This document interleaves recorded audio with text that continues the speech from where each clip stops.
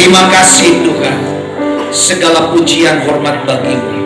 Mari saudara, ambil sejenak waktu untuk mengucap syukur kepada Tuhan Yesus. Keluarkan dari mulutmu ucapan terima kasih untuk kesehatan, untuk kesempatan di mana Tuhan membawa kita ada di tempat ini.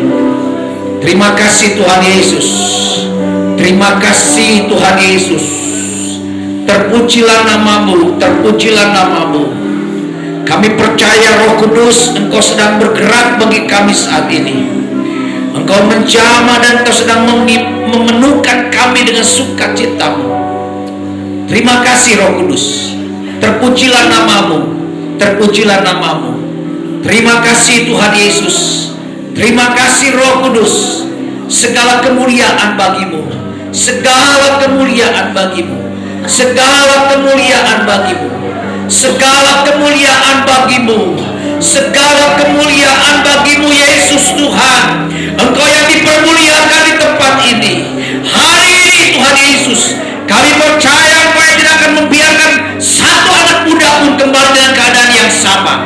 Mereka akan pulang dengan kepuasan.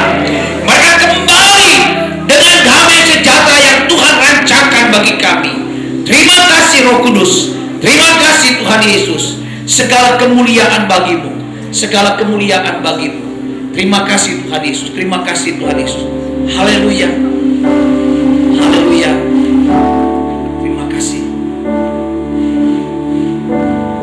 Penuhi aku semua, tidak ada yang diam.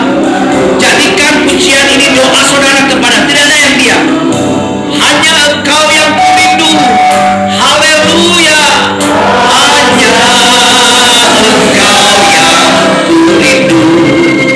Jamahlah hidupku. Sekali lagi, penuhi. Biar kiranya Dia memenuhimu hari ini. Menjadi doa saudara. Semua. Oh, haleluya.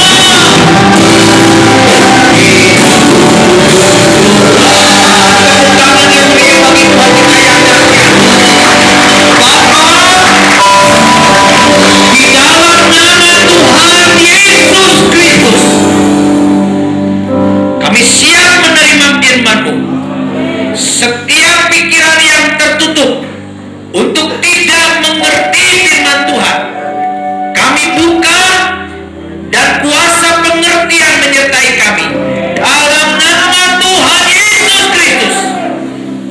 Mulai dari hamba-Mu menyampaikan, semua kami yang mendengar terbuka dan mengerti kebenaran-Mu dalam nama Tuhan Yesus. Haleluya, haleluya. Semua katakan amin. Tepuk tangan yang meriah buat Tuhan Yesus.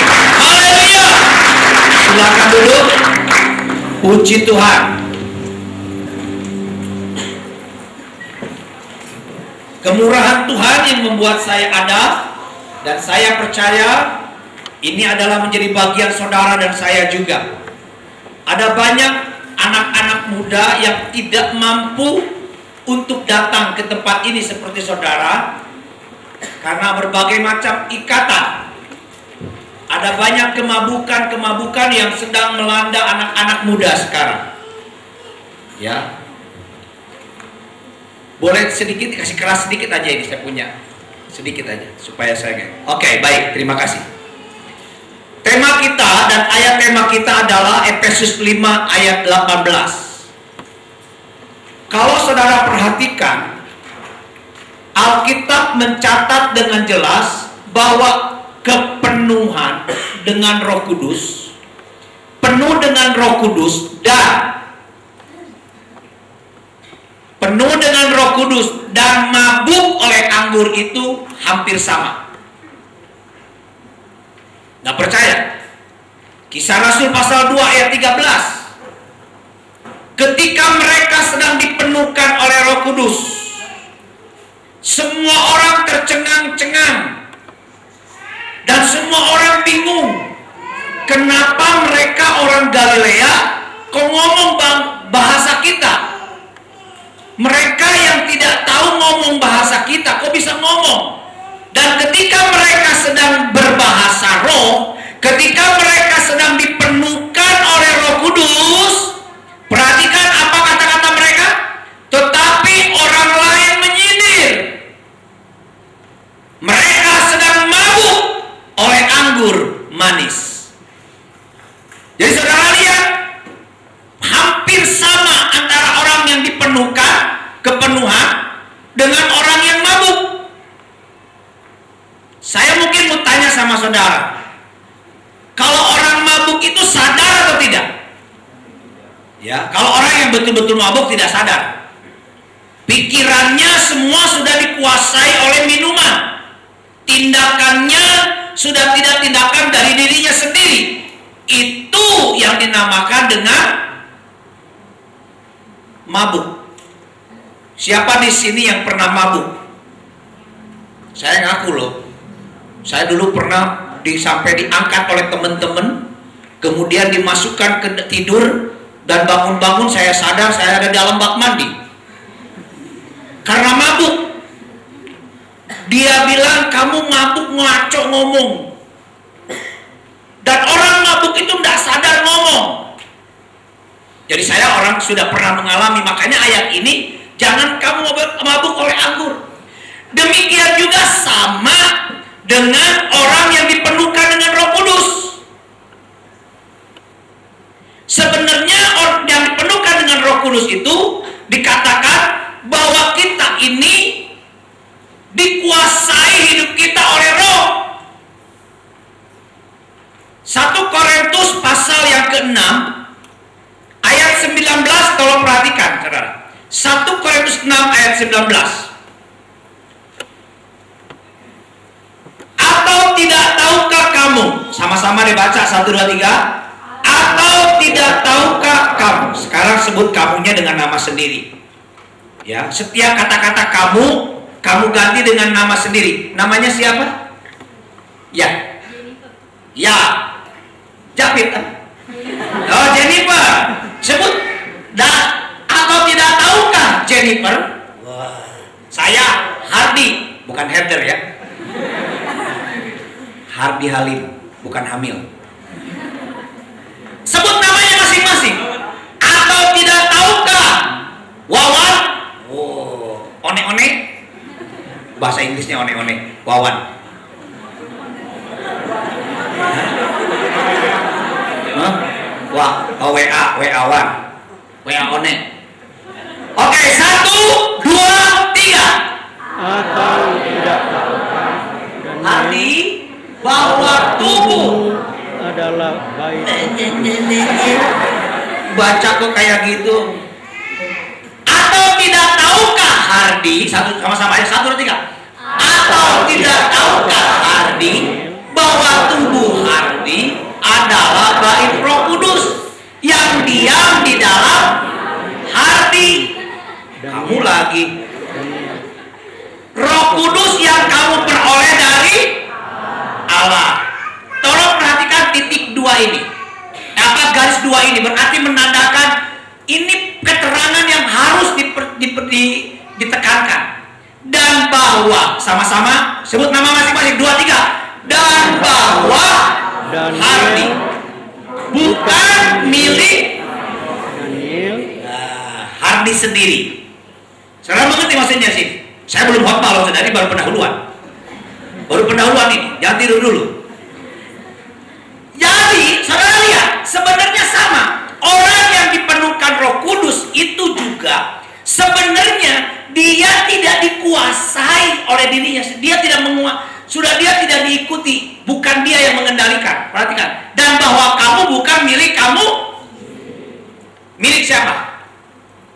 Pertanyaan, Jennifer, milik siapa ketika baca ayat ini? Milik Tuhan. Ya, tapi di sini yang dikatakan milik siapa? Milik Roh Kudus. Ibu siapa namanya? Ya, ini baju putih. Olala. Olala. Olala. Bukan milik Olala lagi. Olala deh. Jadi bukan milik hati lagi, bukan. Tetapi milik siapa? Roh Kudus. Ini penting untuk saudara ingat. Jadi saudara lihat, orang mabuk itu dikuasai oleh minuman. Makanya kembali kepada Efesus tadi. Ayat yang terakhir tadi dikatakan bahwa janganlah kamu mabuk oleh anggur. Karena mabuk anggur dan kemudian bedanya, perhatikan bedanya. Nah ini bedanya. Karena anggur menimbulkan hawa nafsu. Nafsu itu. Nafsu mau apa ya? Mabuk namanya mabuk.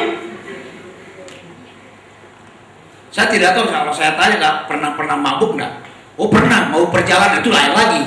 Kalau mau perjalanan itu puyeng. Kalau mabuk minum itu betul-betul dikuasai dan kita tidak sadar. Jalan pun sepoyongan.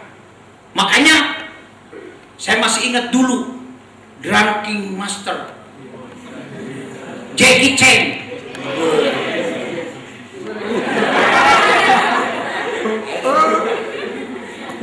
Weh, kalau dia mabuk menang. Tapi kalau dia mabuk dia kalah. Berarti jagonya dia itu kalau lagi mabuk. Sama saudara juga Jackie Chan. Cuman yang bikin saudara menang itu bukan anggur, tapi Roh Kudus. Amin. Mau puas? Nah. Mau puas hidupmu? Masa depanmu mau hebat? Amin. Di sini dikatakan lihat, berbahagialah orang yang lapar. Tadi siapa yang tadi ikut di bapak-bapak jangan, bapak-bapak pasti ikut. Anak-anak muda yang ikut di ibadah tadi pertama angkat tangannya. Oh, di bawah enggak ada sedikit cuman. Oke, terima kasih. Di sini cuma 5 orang di atas. Orang yang haus itu harus ada tandanya. Dan kenapa dikatakan berbahagialah orang yang haus dan lapar? Kalau saudara merasa haus, saudara harus bersyukur, berarti saudara sehat. Karena orang sakit dikasih makan. Sudah tahu sakit badannya, dikasih makan. Dikasih makan. Malah dipaksa muntah. Jadi kalau saudara ketika dikatakan berbahagialah orang yang haus dan lapar akan kebenaran, kamu akan dipuaskan. Sama dengan kita makan, apalagi kalau ada ikan bakar. Saya tadi diajak makan, tapi saya sudah makan duluan dengan Bapak Gembala. Saya tidak mau lagi makan. Kenapa? Karena yang saya butuhkan sekarang air minum, bukan makanan. Tidak mungkin saya cari makanan lagi di sini. Air minum yang saya perlu. Kenapa? Supaya segar. Suara saya tetap segar. Air minum. Saya haus. Misalnya ini contoh. Nah, kalau perhatikan. Jadi orang yang mabuk dengan orang yang dipenuhkan itu sama prinsipnya. Kalau orang mabuk dikuasai oleh minuman. Tapi orang yang dipenuhkan, ayat 1 Korintus tadi dikatakan bahwa kita ini dikuasai oleh Roh Kudus. Dan kalau orang yang dikuasai Roh Kudus, maka Efesus tadi ayat yang ke-19, perhatikan kata-katanya. Dan berkata-katalah seorang kepada yang lain dalam mazmur, kidung puji-pujian dan nyanyian rohani. Bernyanyilah dan bersoraklah bagi Tuhan dengan segenap hati. Ada tanda. Saya beri judul, nggak tahu ini saya sudah khotbah belum, tapi saya tahu ini khotbah baru saya dapat. Judul khotbah saya On Time in Jesus. Sudah? Belum ya? On time with Jesus. Ya, saya Inggris sedikit lah, biar hanya cuma itu. Keren-kerenan dikit. On time with Jesus. Tapi bacanya begini, on time. On time. Saudara, Tuhan ingin saudara dan saya itu menyenangkan hatinya. Amin. Tapi Yesus pernah menangis di dalam Lukas pasal 19, ya. Di dalam Lukas pasal yang ke-19 ayat yang ke-44, Yesus pernah menangis, saudara. Gara-gara apa? Karena Yerusalem sekarang lagi bikin ribut ini. Ya, ayat 41, dari 41 kita baca, lihat. Dan ada banyak seringkali juga Yesus menangis karena saudara. Kenapa? Dan apa penyebabnya Yesus menangis? Perhatikan. Dan ketika Yesus dekat dan melihat kota Yerusalem, ia apa? Menangisinya. Kata Yesus sambil menangis, wahai, betapa baiknya jika pada hari ini juga engkau mengerti. Mengerti dia, soalnya. Engkau mengerti apa yang perlu untuk damai sejahteramu. Tetapi sekarang hal itu tersembunyi bagi matamu. Ini yang membuat Yesus, cukup. Ini yang membuat Yesus menangis. Dan saudara perhatikan ayat yang ke-43. Maka pada harinya Tuhan akan menghancurkan Yerusalem. Kenapa? Karena tidak mengerti damai sejahtera. Jadi Tuhan ingin saudara dan saya memiliki damai sejahtera. Dan untuk memiliki damai sejahtera, tadi firman Tuhan katakan Efesus, jangan kamu mabuk oleh anggur, karena anggur menimbulkan hawa nafsu. Jadi dengan kata lain, bukan hanya anggur. Mungkin saudara tidak pernah minum anggur. Ini tidak bicara minum anggur, ya. Bicara sesuatu yang menguasai hidup saudara. Contohnya, ayo, saudara dikuasai oleh apa? Bangun tidur, apa yang saudara pegang?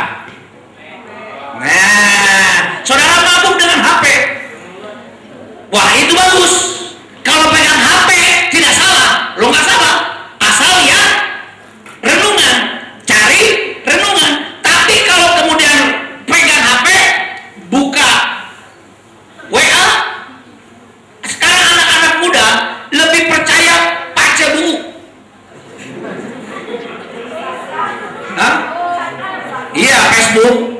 Tulisannya kan baca bohong.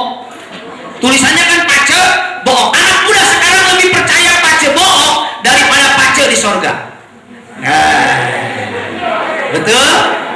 Makanya bangun tidur mabok, puyeng-puyeng cari handphone. Ini mabuk juga. Nah, pokoknya kalau saudara dikuasai yang di luar dari Roh Kudus, maka firman Tuhan tadi katakan, maka kamu tidak akan puas. Tapi kalau kita dengan Roh Kudus, maka firman Tuhan katakan kamu akan puas dan kamu akan menikmati kebenaran ini. Yesaya 55, dia katakan begini. Yesaya 55 ayat 1. Ayo, hai semua orang yang haus. Lihat saudara. Saudara haus nggak cari Tuhan? Siapa di sini yang rindu dipenuhkan Roh Kudus, angkat tangannya. Ya, amin. Nah, itu bagus itu. Haleluya.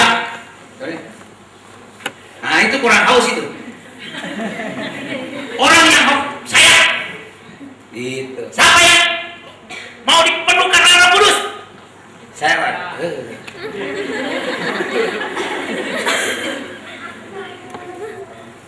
Itu harus ada semangat. Makanya kita perlu on time with Jesus. Kenapa on? Jadi khotbah ini ada 3 poin. Untuk supaya kita punya damai sejahtera, yang pertama kita harus on. Apa? On. Sama-sama. Bukan o.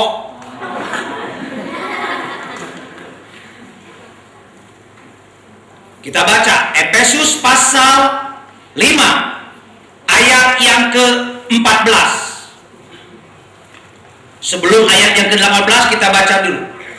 Perhatikan saudara, perlu on. Anak-anak muda perlu bangun. Sama-sama karena saya lihat sudah mulai, enggak saya sengaja ini ayat ini pas lagi begini semua. Saya harus berusaha ini saudara, supaya saudara bangun terus, karena kalau tidak bangun saudara tidak akan pernah punya kepenuhan. 1, 2, 3.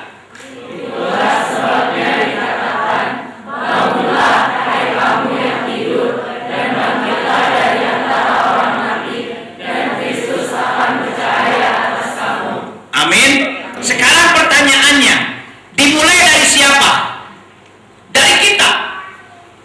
Untuk supaya Yesus bercahaya, supaya kita menikmati damai sejahtera, maka yang pertama kita ada tindakan untuk bangun. Amin. Kita sendiri yang bertindak. Bagaimana supaya kita dikuasai oleh Roh Kudus dan tidak dikuasai oleh yang lain dari Roh Kudus selain anggur, HP? Sekarang bangun dan kemudian bangkit dari antara orang mati. Maksudnya saudara tidak mati, saudara belum mati, tetapi bangkit di sini adalah bagaimana kita percaya dengan kuasa keselamatan dari Kristus. Hanya Yesus yang akan bisa menyelamatkan saudara. Amin. Karena itu saudara sadar dulu siapa sebenarnya yang membaptis kita. Matius pasal 3, ini banyak ayat karena banyak ada ini saudara ya, ada LCD, banyak ayat, saudara catat atau tidak terserah. Yang penting nyambung ini khotbah. Matius pasal 3 ayat 11 dikatakan begini. Wah, oh iya mantap. Biar langsung gua catat loh. Oh, iya, terima kasih. Ini kata-kata Yohanes, perhatikan kata-kata Yohanes. Yohanes bilang begini, aku membaptis kamu dengan air sebagai tanda pertobatan. Tetapi ia yang datang kemudian daripadaku lebih berkuasa daripadaku, dan aku tidak layak melepas kasutnya. Sama-sama 2, 3. Ia akan membaptiskan kamu dengan Roh Kudus dan dengan api. Tepuk tangan buat Tuhan Yesus. Ini penting. Kenapa? Yang pertama, bangun dan bangkitlah dari antara orang mati. Maksudnya percaya dosa apapun yang saudara miliki. Perhatikan, kematian di sini adalah dosa, kelemahan saudara. Siapa di sini yang nilainya jeblok terus? Ayo. Sudah belajar. Nah, bagus. Bagus ada yang Saya lihat. Ayolah. Saudara mau pasti dalam diri saudara keinginan, saya harus bangkit, betul nggak? Tapi susah bangkit kan? Betul? Susah bangkit kan? Sekarang kita dipenuhkan Roh Kudus. Percaya pertama sekarang, percaya dulu kepada kuasa Kristus. Percayanya bagaimana? Nama Yesus, nama yang ajaib. Bangkit dan kita harus percaya dengan nama ini. Amin. Betul nggak? Hah? Siapa namanya? Tadi bicara Roh Kudus atau bicara Om Hardi? Ya, dengarkan firman Tuhan ya. Nggak apa-apa. Saya kira tadi berdiskusi dengan Roh Kudus.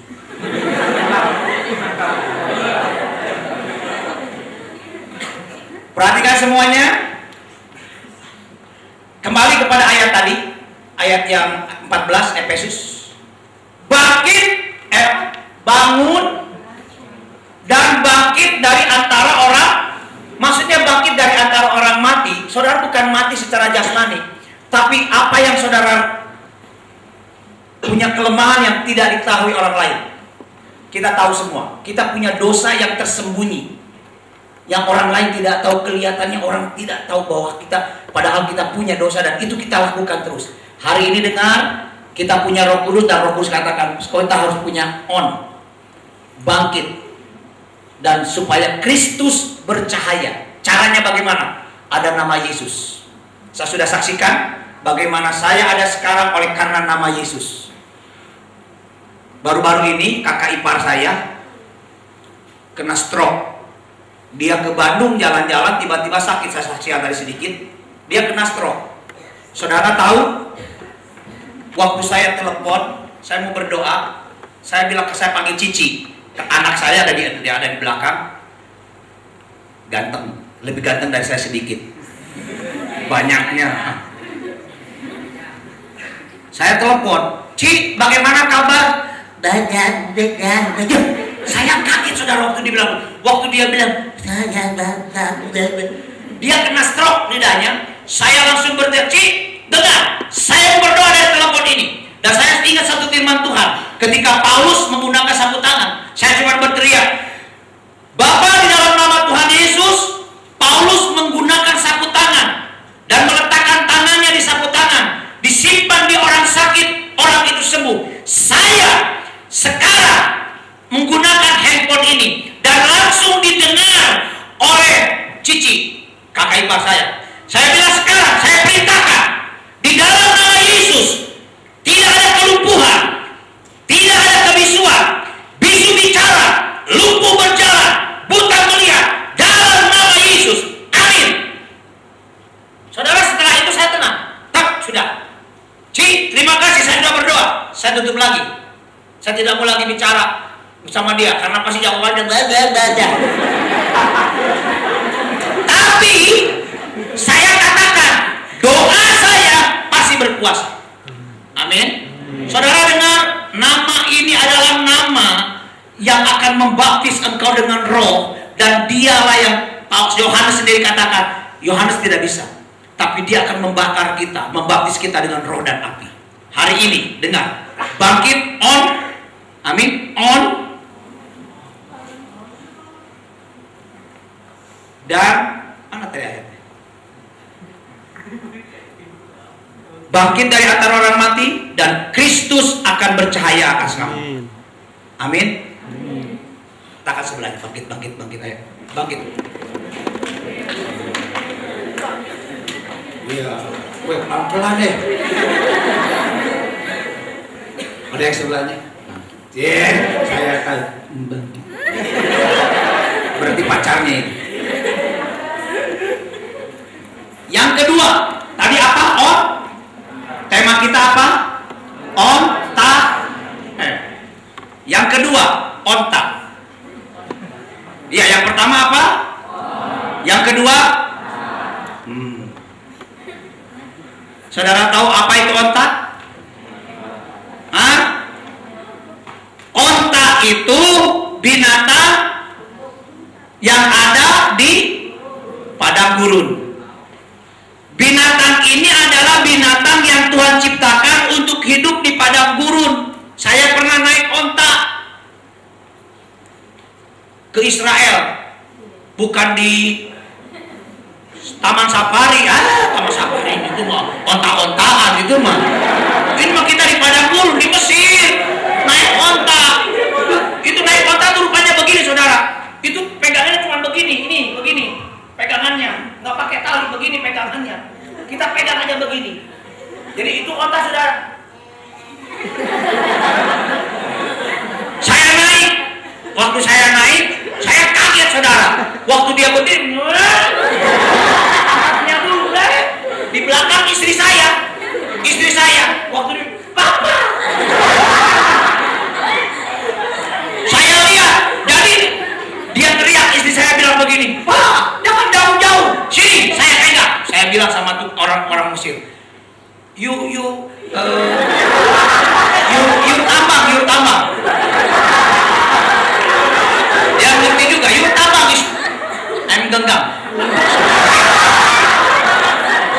Jadi saya pegang. Saudara tahu putih utang kalau jalan, dia tidak pernah nggak pakai enggak, begini. Dia pernah di sini, dia bilang. Satu kali saya lihat, saudara, istri saya naik unta, saya foto. Dan itu tidak boleh foto, tapi saya tidak tahu kalau itu tidak boleh dipoto. pas belok begini, saya panggil istri saya. Saya lihat hasilnya, unta lebih cantik dari istri saya. Istri saya begini.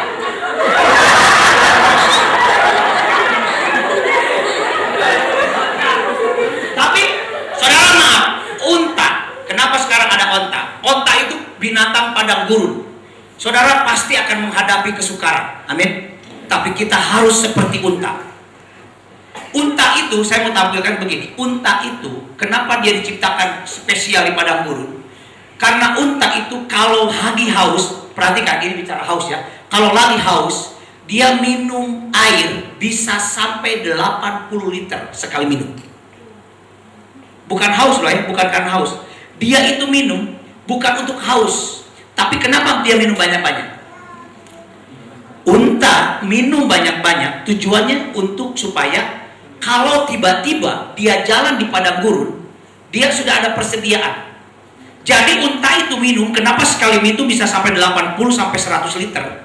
Tujuannya apa? Untuk mengisi persediaan yang kosong.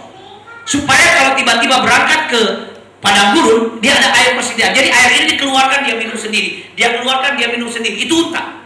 Ada persediaan, ada air persediaan. Demikian juga saudara, harus seperti unta.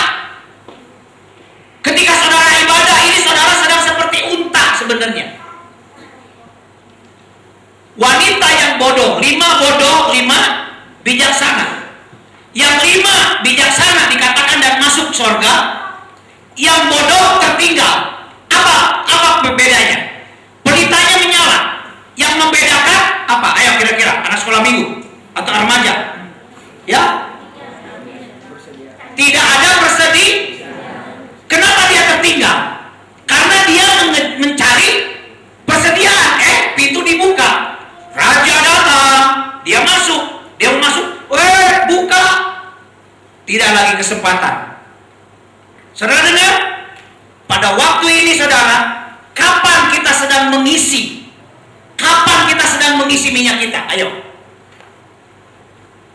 Firman Tuhan katakan loh, kita sedang mengisi firman ketika kita ibadah. Nggak percaya?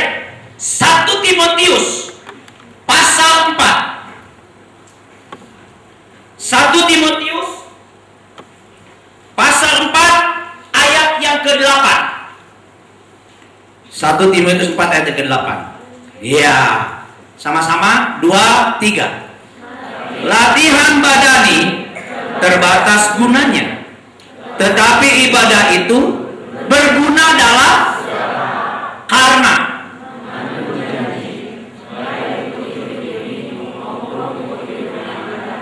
amin. Saudara perhatikan kata-kata ini. Ibadah itu berguna.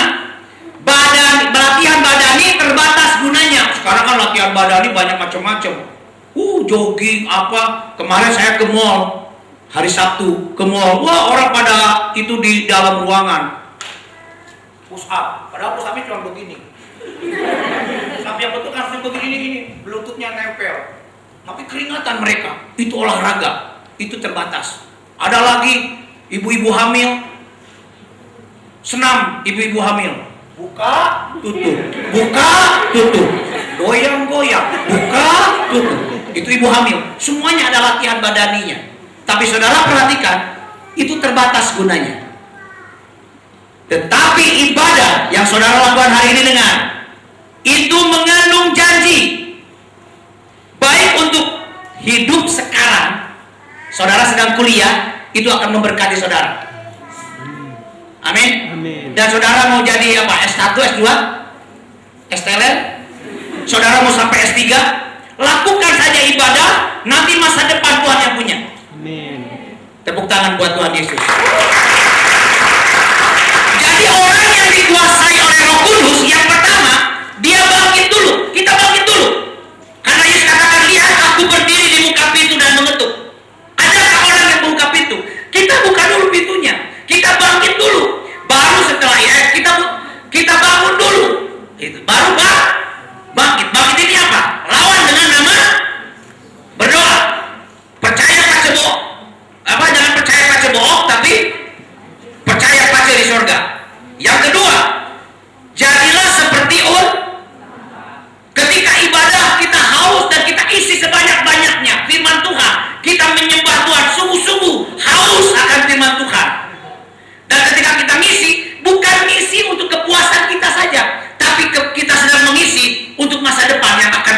tidak tahu kita hadapi. Saya pemuda melayani di Cinere, saudara. Tapi saya sekarang jadi gembala di Takalar, Makassar, Sulawesi Selatan. Ketika saya ditempatkan, saudara, saya bingung. Saya jauh dari keluarga, tetap kepikiran keluarga. Saya kepikiran juga pacar saya di Banten. Sudah sekolah Alkitab. Bu. Yo.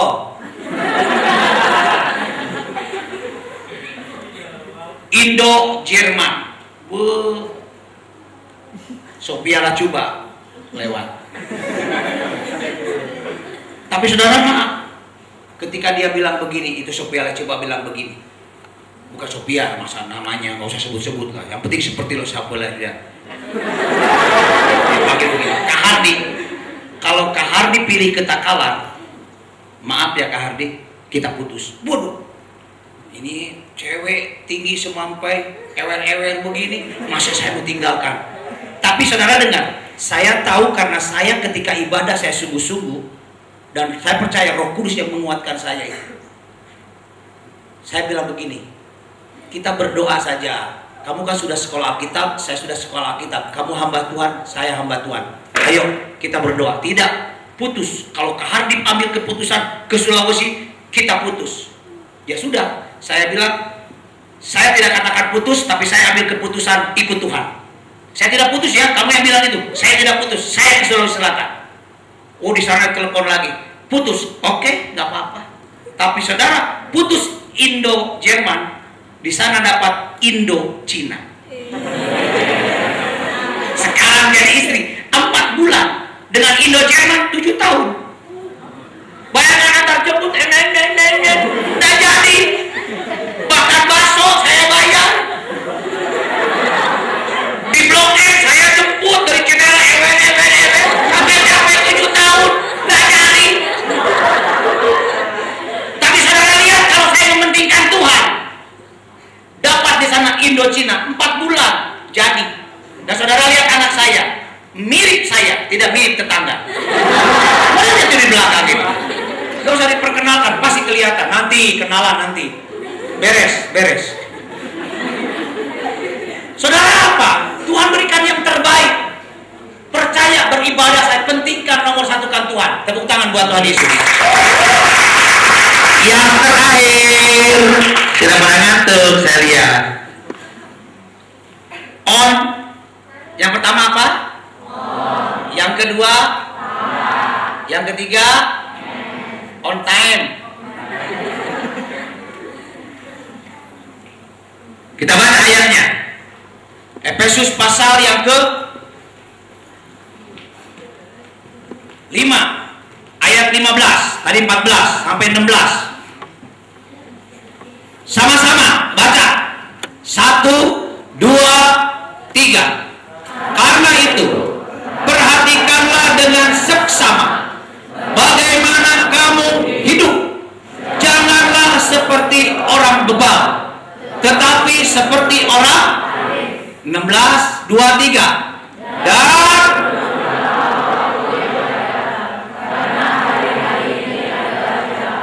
waktunya Tuhan itu saudara tepat. Samuel dipanggil dengan waktunya Tuhan. Daud dipanggil dengan waktunya Tuhan. Musa dipanggil dengan waktunya Tuhan. Saudara perhatikan, Saulus menjadi Paulus itu ada 3 tahun setengah dia tinggal di Arab untuk kemudian dia dipakai Tuhan. Tidak langsung jadi. Setelah dia buta karena dia dijatuh di Damsyik, ada 3 tahun setengah dia harus tinggal di Arab, diasingkan oleh Tuhan. Tujuannya apa? Untuk membuat kita berkualitas.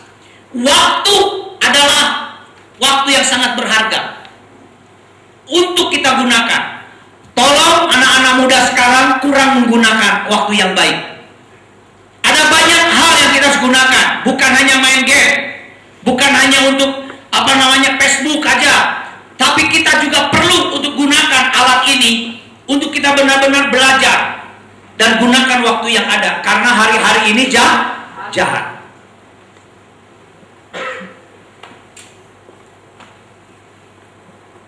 Saya masih ingat ketika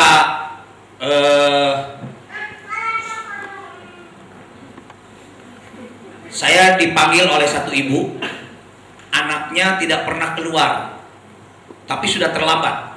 Menurut saya sudah terlambat, karena anaknya sekarang sudah jeruk makan jeruk. Dia laki-laki tapi suka laki-laki. Jadi dia dari kecil dia dimanja, sehingga dia karena supaya dia tidak ribut, dia biarkan main game. Dan waktunya hanya dengan main game, hanya di dalam kamar. Orang tua tidak perhatikan, yang penting orang tua cari duit dan memang kaya. Ketika saya lihat, waduh, ini tidak gampang ini. Waktu ketemu saya, Om, apa kabar? Aduh. Saya cuma bilang, kenapa ibu jadi begini? Om Hardi, gimana ini Om? Ya kamu yang berdoa. Kamu bawa dia itu, ini sudah susah ini sudah nggak ketahuan kok bisa sampai jadi begini. Baru-baru ini saya dapat satu senjata angin yang 5 juta, senapan angin, tapi pakai, ada fotonya, cuma saya nggak mau tampilkan. Terus kemudian samurai dapat 4, pisau tentara 1, kampak 1. Saudara tahu saya dapat dari mana? Saya dapat, perhatikan saudara, dari keluarga yang semuanya anaknya laki-laki, dan anak ini mereka saling mau baku bunuh.